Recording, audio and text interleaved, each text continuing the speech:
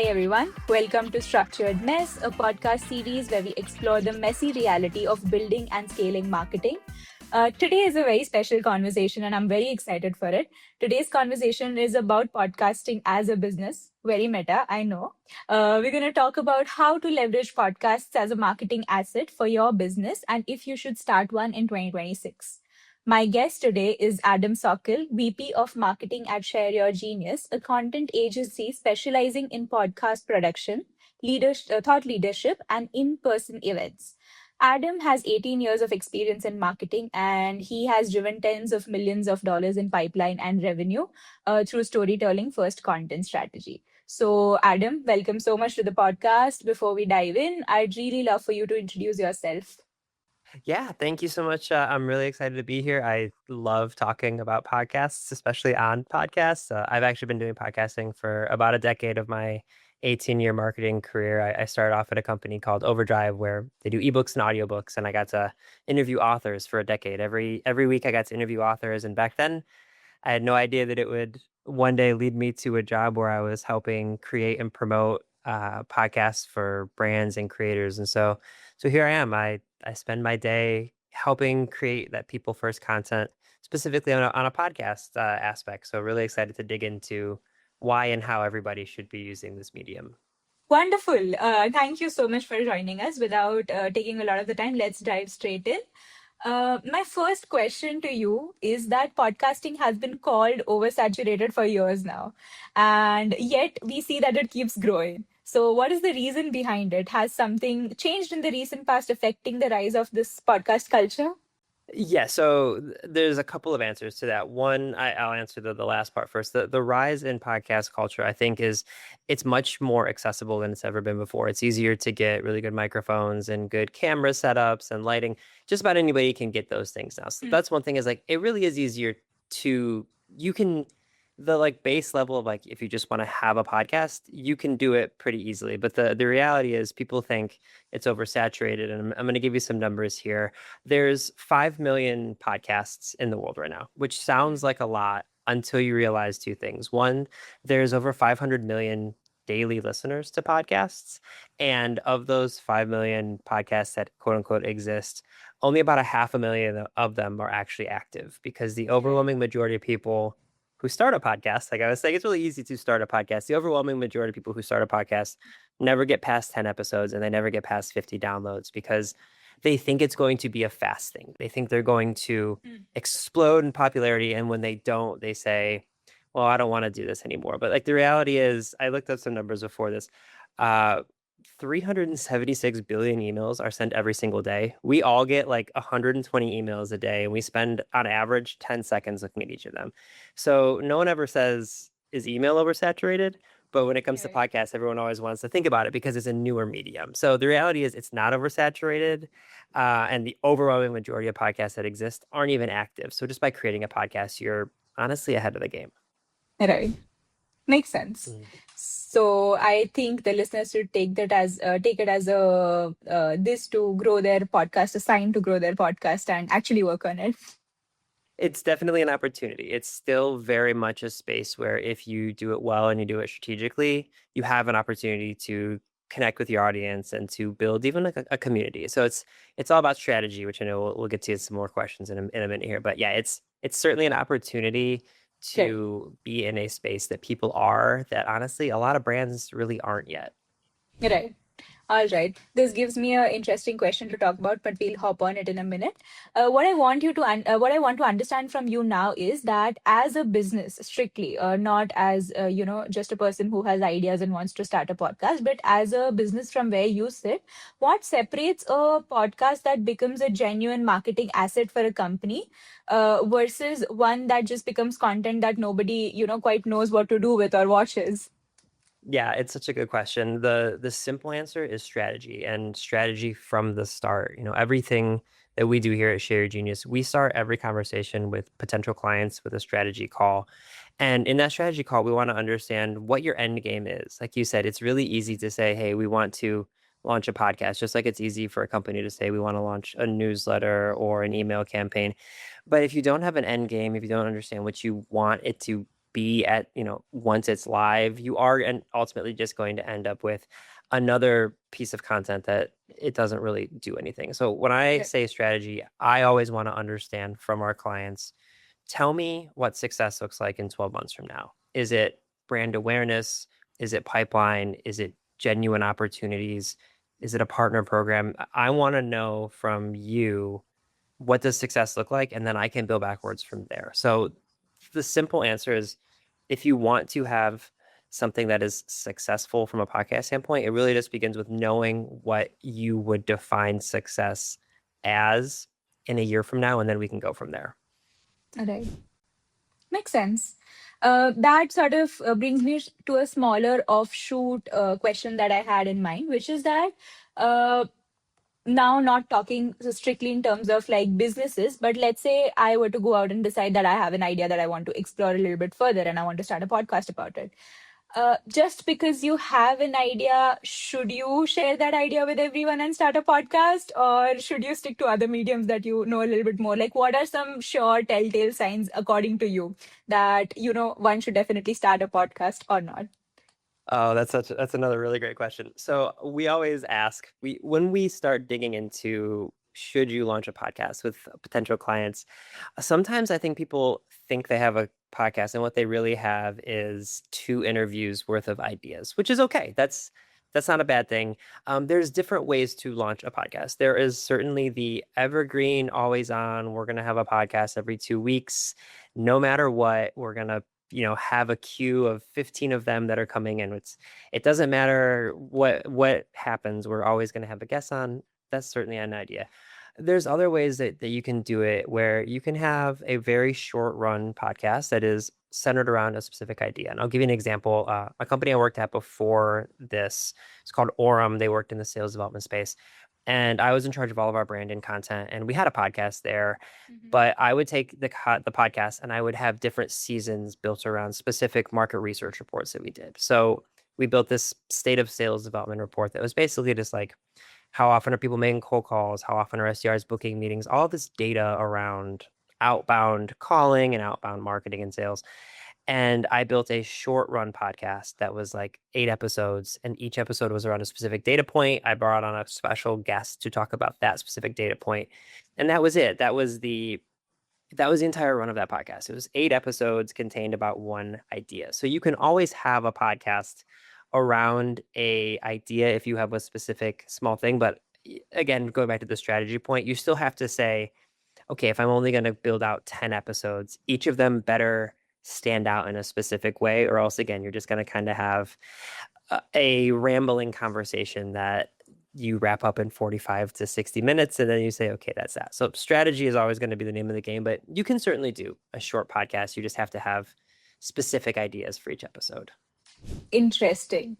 So since you mentioned, one aspect of what it's gonna cost you to start a podcast for you to, it's necessary for you to have an idea. What I want to understand is that for companies sitting on the fence about starting a podcast, according to you, what is the honest cost to time investment that they should expect before seeing traction? Because as you mentioned earlier, that people quit a little too soon because they don't see results. So what should they expect?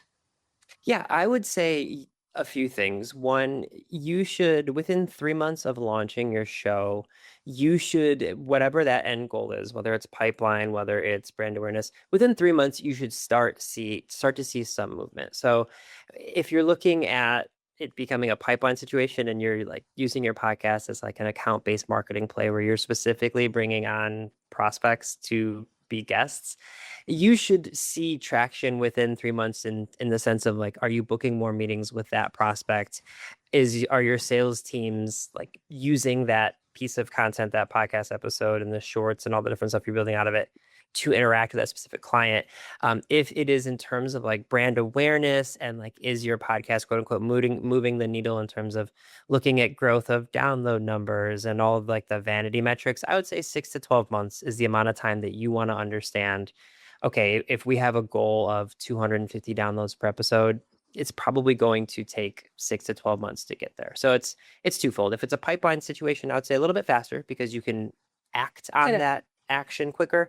But if it's brand awareness, Um, I always tell people like you probably need to be saying things in the market for 6 months before anyone even hears you outside of your ecosystem. So you just have to get Right. comfortable repeating yourself a little bit. It's the same thing with podcasts is 6 to 12 months from those vanity metrics, you'll see some traction there. Right. So all my content marketers listening, the same principles apply to podcasts, I guess. 100%. It's rough because I also come from a content background and we always want to do the next shiny thing, but we have to be patient. We have to understand that it takes a while to get our messaging out in the market. And just when we're exhausted of saying the thing that we don't want to say anymore, that's usually when it's starting to get a little bit of traction in the market. Yeah, we're all the same. Yeah. Yeah, absolutely. All right. So I think speaking about the time and cost investment that we spoke about, what I want to understand is that how do you actually, measure ROI on a branded podcast internally, and what are the metrics according to you that a person like a marketer should present to leadership to justify this is something worth the time and the effort that we're putting into the production? I love that. So we could talk about those vanity metrics all day long. We could talk about listen time and downloads and subscribers. And as a person with content in my background, yes, I love a vanity metric. I love being able to show you how many hundreds of thousands of impressions a LinkedIn post got. But the reality is your board and your executives don't care about that. They care about pipeline. They care about ROI. And I will say, to keep it really simple, my favorite metric that we track here internally is guest to opportunity. And what that means is understanding, okay, how many guests are we bringing on? Again, whether it's a weekly show every 2 weeks, whatever it is.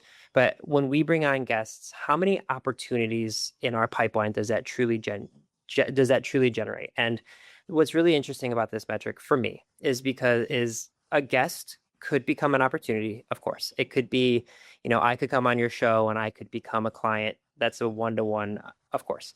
But the real power in podcasts is the opportunity to connect with someone, to have a conversation, and to get to know them a little bit. And like you and I we never met really before this interaction, and I can already tell that in the future we'll probably send each other LinkedIn DMs about stuff, or I'll say, hey, here's a person that we can't help, maybe you guys can, and things like that, where a guest on your podcast can become a part of your partner program. It can become just a referral opportunity. So guest to opportunity is really important to say, like, okay, when we bring on this really big name guest, does that generate more opportunities because they're a big name, or does it generate less opportunities because they're not going to engage with us and have a real relationship with us? So guest opportunity as a metric helps you understand how much ROI you're getting from every guest and every show, but it also gives you this ability to understand what types of guests are driving the most opportunities for you. So that's my personal favorite metric to look at is guest to opportunity.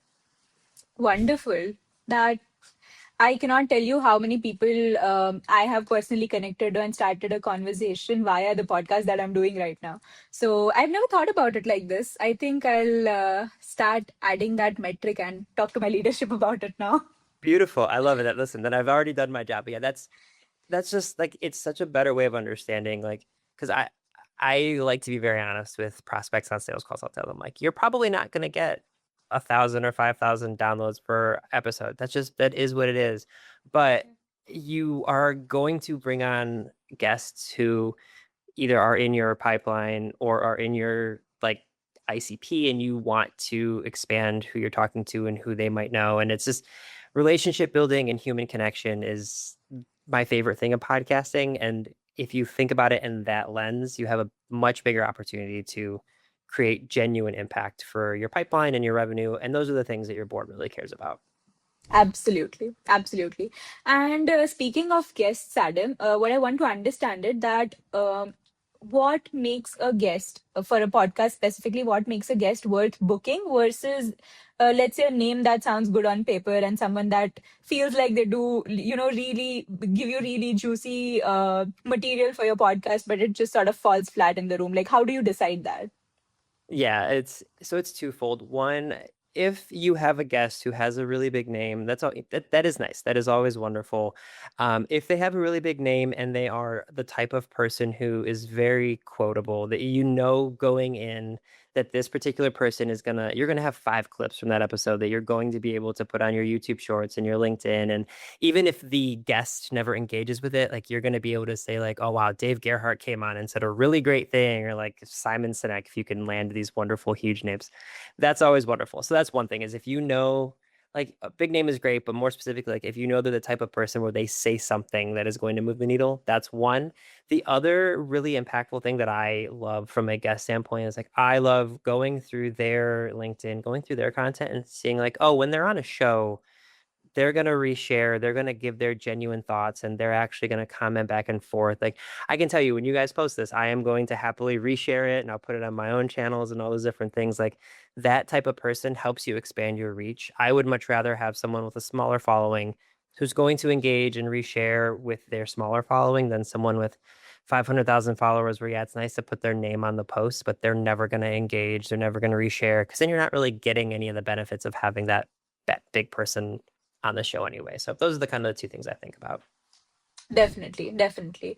And I think a second, more layered question I have for this is that apart from that, how do you decide if someone's, sort of going to have not enough content to talk about during the podcast, but to sort of have them, interact a little bit more and dig a little bit deeper for them to, give you more information? Yeah, I think it boils down to doing the grunt work, as a, I don't love that term, but like doing the manual sort of labor of going through their content, going through the things that they've shared and put out in the world. There's a lot of really interesting AI tools that'll help you find guests for your shows and different stuff. And that's great. But I personally, I will never give up the human, like the actual research on my guests of any show I do. I will never let anyone else do that, because I want to be able to find those interesting nuggets of being like, oh, hey, I saw that, a couple weeks ago you were talking about XYZ thing, or you were at this event and you mentioned this. I want to ask you more about that conference you were just at. Those types of things. It's just doing the research as a host. I think it really falls on the host, because I've interviewed a ton of people where they weren't giving me anything in those first 5-10 minutes, and I'm like, oh my goodness, this is going to be an 11-minute podcast. What are we going to do? And it's just understanding, like, if you do the research and you have other things to fall back on, the more you have a conversation with someone, you'll sort of see them like drop their shoulders and get comfortable. And then you know that they're going to open up a little bit more. So it's just like, not to say that the impetus is all on the host to get a good guest, but it kind of is. Like, if you're a good Yeah, host and you're willing to communicate with people, you can make a good guest out of just about anybody, because they have subject matter absolutely. expertise, or else they wouldn't be on your show. So it's up to you to Absolutely. pull that out. Yeah. Oh, yeah, for sure. I definitely agree there. Yeah, speaking of, I have a question that where do you think branded slash company podcasts, we spoke about them a little bit. So where do you think branded slash company podcasts are headed in the next couple of years? Like, do you think are we going to see a little bit more niche down, like micro shows as you spoke about? Or we're talking about like we're gonna see some consolidation of the same talking head format around here? Like, is Yeah, there two something things. interesting happening? Yes, I think two things. One, definitely much more video first. A lot of, YouTube is the number one search engine in the world. It's also the number one place for discoverability for podcasts. 72% of people discover podcasts on YouTube now, which is really interesting. So the two things I see moving forward is, I think a lot of brands are going to be investing in agencies that can help them create a high value video show. And it's not just because the video will perform better on YouTube if it looks good, but it's also because every single podcast episode is an opportunity to make a full marketing engine. So you get all those different shorts, all those different clips. You can put those on LinkedIn if you're a B2C company and you're on TikTok or Instagram, wherever you're at. So that's one thing, is I think video first. And then the other thing is, I do think it feels counterintuitive as a marketer, because we want to market to all the people all the time. But I do think niching down is really where you get into the good stuff. I sincerely would rather have a 1,000-person community that all fits in my ICP and really loves the content that we're doing, than a 1,000,000-person ICP who maybe is half-heartedly listening to our show and never buys anything, is never really interested. So I do think niching down and understanding, like, You don't have to be everything to everyone. The more and more people are finding ways to stick out, I think niching down will be the way that they will make that happen. Wonderful. All right, Adam, I have two more questions for you, but before that, I want to play a quick rapid fire round with you. So, are you ready? Keep your Let's questions do it. like answers like 1 to 2 words, okay? My first question to you is audio only or video podcasts? Audio. Oh, wow, that's surprising to me. All right. Yeah. In one word, what is podcasting's biggest myth according to you? Oh, what a good question. That everyone's doing it. Ah, okay. Um, do you love longer episodes or short episodes that hit the hardest? Longer episodes. I love long form. I know it's rapid fire, so I won't expand, but I love long form forever. I want a 90-minute conversation over a 10-minute one. Same boat as you. All right. When it comes to editing a podcast, is more or less is more? Less is more. Okay. Um, guests or solo episodes, which one builds more trust with an audience? Solo episodes. I love guests. I love being a guest, but people come to your show for you. They create a parasocial relationship with you. So solo episodes. Okay. All right. If your podcast disappeared tomorrow, touch wood, it does not. What is the one thing that you miss creating the most? Human connection. Okay. The future of podcasting is dash. Vibrant. Okay. One marketing buzzword you would never want to hear when it comes to podcasts again. Synergy. Ah, okay. Wonderful. I think this was the quickest someone has ever done in a rapid fire. So congratulations Oof. on that. Thank you. Oh man, I need you to know it goes against I'm such a yapper. I like to talk. It's rapid fire. All of our videographers always make me do rapid fire stuff at shows because I'm so bad at short answers. I did my Hey, best. maybe we'll do episode 2 of this and we'll just expand on all the rapid fire questions for you. Yes, I love that. All right. So I think the second last question I have for you is that AI is obviously reshaping content production everywhere. So is it really changing how podcasting specifically is, for better or worse? So I would say it's twofold. If people are using AI for editing podcasts, it is making it worse because AI is good at a lot of things. I use AI every single day for a lot of the work that I do. It's wonderful. AI has really bad taste in video clips. In fact, there's a whole industry right now, even CNN just talked about it, of clipping. We're literally hiring agencies specifically to make short form clips for you. Our company does short form clips, of course, as part of the process, but like people are hiring short form clip editors. And the reason is if you use different recording tools, yes, you can get AI clips, but it does not do a good job of building context around like what was the point of the clip, what was like the heart of the thing that that person was saying. And the reason people are using it is because you can use AI to get 10 clips in Riverside instantly, whereas it'll take an editor, a couple hours to give you those 10 clips, but the 10 clips that an editor gives you is going to be much, much better. So in terms of podcast production, specifically the like short form content that you get from a show, I would tell people in this one instance, slow down, dial back the usage of the AI, find a really quality either agency or editor and take the time and invest in it because it is an investment that will ultimately yield much better returns because the content you're going to be putting out into the world is going to be much more impactful and it's going to resonate much better with your ICP as opposed to just the sloppy generic AI content that you can get if you want to go that route. You're right. Yeah, that makes sense. Mhm. All right. And the last question I have for you is what's the one podcast, not yours, not a client's, but one podcast that you personally will never ever miss? And what do you think the podcast does right that you wish more other podcasts did? Yes, so I'm gonna pick one. It is a YouTube specific show. It's called Last Meals, and it is one I actually got to meet the host. Okay, you're making me I react to love this. I'm that show. hoping is a good one. Okay, I love so that show. 2 weeks ago I was in Cannes. I will keep this really briefly. We get our company went to Cannes Lion. My CEO spoke at Cannes Lion. I was there. I got to meet the host Josh, and I got to tell him like I have been doing interviews for over a decade. I've interviewed some of my heroes. It's been wonderful. He's, in my opinion, the single best interviewer alive right now across all media, news, journalism, entertainment, doesn't matter. And what he does, I was mentioning this earlier about like being a host who does your own research. It is so clear the depth of research that he does, and he takes the time to really create this moment in every single, well, multiple moments in every single conversation. But he does this, like, there's this book, Unreasonable Hospitality. He does this like unreasonable hospitality moment in every single show where he surprises his guests with something.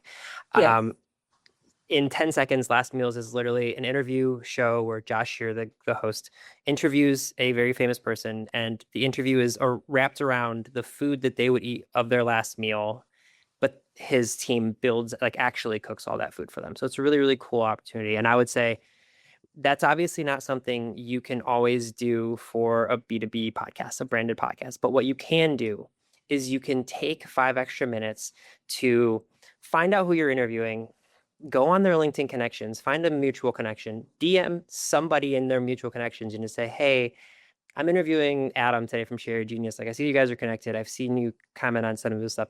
What's something you like about him, or you would talk about him that maybe he wouldn't know? And like, that stuff is really, really cool to me. So like finding a point of human connection with someone that shows you took some extra time and you really care about that conversation is something that Last Meals does to the 10th degree. That's not replicable, but what is replicable is just taking that time. And that is something that is why I will never miss an episode, because it is so clear how much Josh, the host, cares about these interviews and these conversations.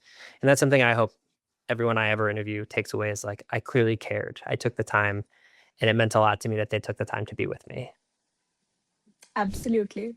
That feels so heartwarming to me, and I'm definitely gonna remember. I've done a fair share of podcast episodes during the last 1.5 year as well, but I'm definitely going to remember this conversation and this tip that you just gave me, and definitely apply it. Thank you so much, Adam. It was so wonderful speaking to you, and I've learned so much from my conversation with you today, personally, Well, and thank you. I'm sure that everyone who listens to it will too. I genuinely appreciate you, taking this time out, speaking to me, connecting with me. You've been so warm and so fun to talk with. And thank you for sharing how you think, your experiences. I know that a lot of founders and marketers like myself are going to definitely recognize themselves in our conversation somewhere. Well, thank you. I appreciate that. And I always tell people, like, if find me on LinkedIn, I'm always happy to talk to anybody about all of this. I clearly love podcasting and talking. So if anyone ever wants to chat with me, just come find me. I'm always Definitely. happy to talk. We'll definitely link your profile below. So if anyone would like to connect with you, they'll be able to do that. Amazing. Perfect. Wonderful. And to everyone listening, if you enjoyed our conversation today and our episode, thank you so much for joining. Make sure that you follow our podcast Structured Mess. Listen to our other episodes. We do bring on guests like Adam, amazing, amazing people who love marketing as much as you do. And you'd enjoy hearing it. So thank you so much. And please don't miss out on future conversations about the realities of building and scaling marketing. See you next time. Thank you.